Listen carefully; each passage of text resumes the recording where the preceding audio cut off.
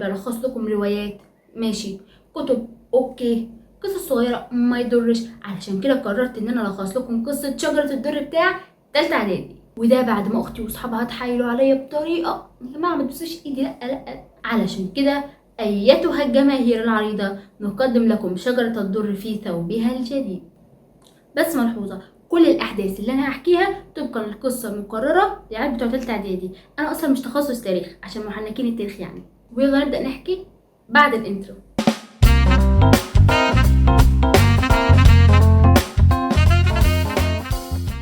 السلام عليكم ورحمة الله وبركاته. كتاب من الآخر رحب بكم، أنا مروة خالد ويلا نبدأ.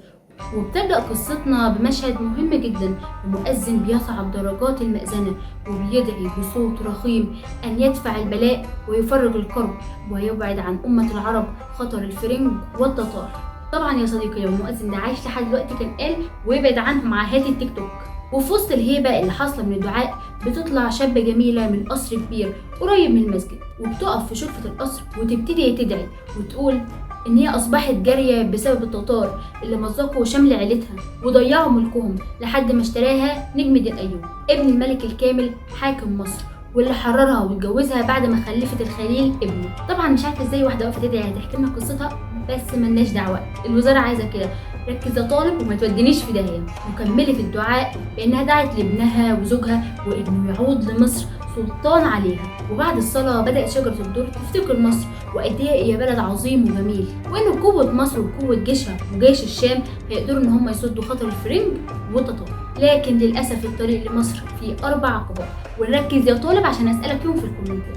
يعني مثلا اول عقبه هي سوداء بنت الفقيه، ودي ست مش سالكه، دي تبقى زوجة الملك الكامل واللي خلته ان هو يشيل نجم الدين من ولايه العهد وتعين ابنها سيف الدين. وما اكتفتش بكده كمان، دي خلته ان هو يبعد نجم الدين عن مصر ويتولى الثغور في الشام عشان يخلى لها الجو اللي هي وابنها. قلت لكم السلكه. تاني خطر بقى كان التتار، ودول احنا عارفينهم اصلا. تالت خطر كان الروم، وتكتمل العقبات بامراء بني ايوب اللي عمالين ياكلوا في بعض وناسين الخراب اللي داخلين عليه. فخدها مني نصيحه يا صديقي على لسان شجره الدر، الذئب ياكل الغنم القاسيه. وطلعت يا محلى نورها الشمس الشموسة ونادى نجم الدين على شجرة الدر اللي بدأت تحكي له كل حاجة كانت بتفكر فيها. بس هو قال لها انت نسيتي شيء مهم يا شجرة الدر، نسيت ان احنا ناقصنا جيش قوي. بس هي قالت له محلولة، قوم من الخوارزمية محاربون اقوياء وهوثق علاقتك بهم. فراح قال لها انت خير عون لي يا شجرة الدر وشكرها.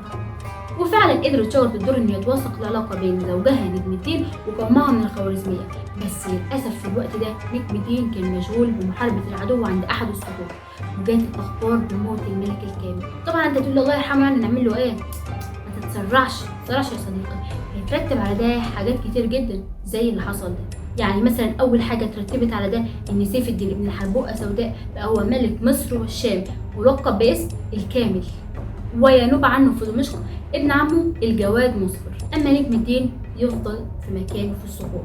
خبر زي ده كان زي الصعقه، لان مش بسهوله كده يفقد ملك مصر، لان ده ترتب عليه صراعات وخناقات ما بين الامراء، لان الحاكم ضعيف ودوله ضعيفه مش هتعرف تحارب، ده غير التتار والروم محدش هيقدر يقف له. كل ده على نجم الدين بالاضافه ليه عدو اللدود بدر الدين لؤلؤ امير المنصور.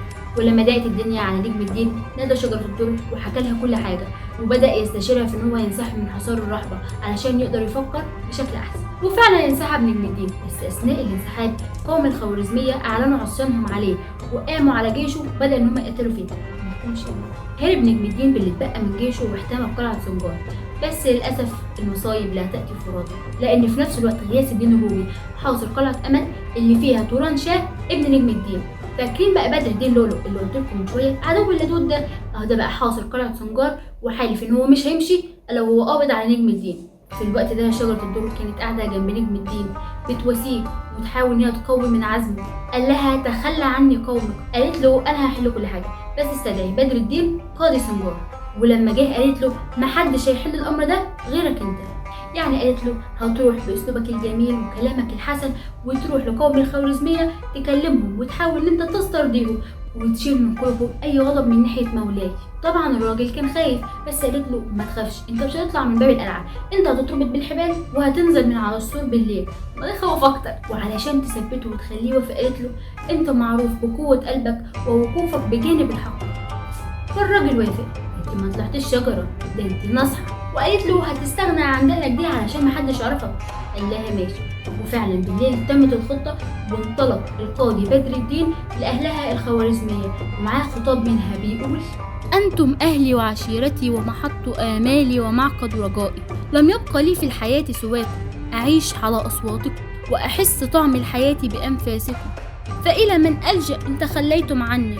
أإلى التتار الذين مضقوا دولتنا وقضوا على زعيمنا وشتتوا شملنا وحرمونا عظمتنا وسلطاننا، أم إلى الفرنج الذين يعيشون في البلاد فسادا ويهددون بإبادتنا؟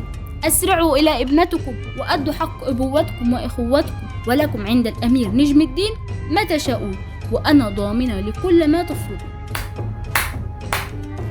برافو يا شجرة الدر. شجرة مين؟ ده أنا اللي شجرة. تلعب على العاطفة بتاعتهم بنت اللذينة.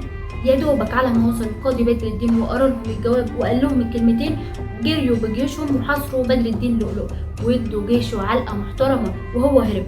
وكده اتفك الحصار عن نجم الدين وشجرة الدر، وبعد قوموا الخوارزمية علشان يفكوا حساب ابنه توران شاه.